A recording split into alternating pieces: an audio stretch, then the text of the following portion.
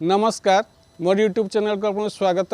आज मो अशोक गछ विषय कहबी। यहाँ इंग्राजी रे साराका इंडिका एवं लाटिन रे साराका अशोका बोली कहा जाए।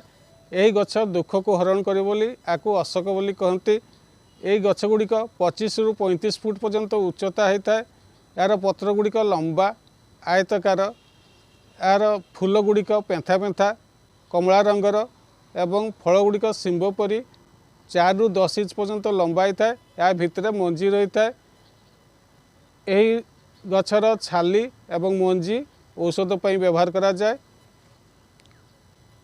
यही छाली रे रासायनिक रूपे हेमाक्टोक्सिलिन टिनिन नामक सुगंधित तैल, ग्लाइकोसाइड सापोनिन, कार्बनिक कैल्शियम आयरन रही है।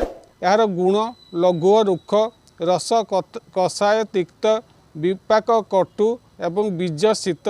यह भल यूट्रिन टनिक हो स्त्री लोक मानकर ऋतुस्राव अनियमितता, पेट बथा, रक्त प्रदर को भल करने सह गर्भाशय को संकोचन कराई थाए।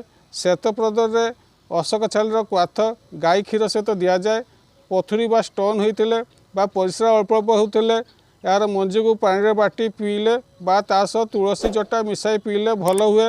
अंगरे बथा होते यार छाली को बाटी लेप देवे। यह व्यतीत कफपित्त, शामक, डायरिया, डिसेंट्री, कृमि, शोष इत्यादि रोग को भल कर साहाय्य करे। यार क्वाथ 25 रु 35 ml पर्यंत एवं यार चूर्ण 2 रु 3 ग्राम पर्यंत दि जाए। यही अशोक व्यवहृत होता औषध गुड़िक अशोकारिष्ट, अशोक घृत बजार उपलब्ध।